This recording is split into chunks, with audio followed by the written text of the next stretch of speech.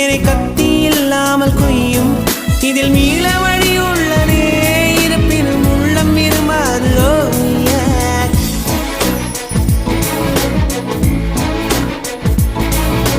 விழிகளின் அருகினில் வானம் வெகு தொலைவினில் தூக்கம் இது 5 புலன்களின் ஏக்கம் என் முதல் அனுபவம்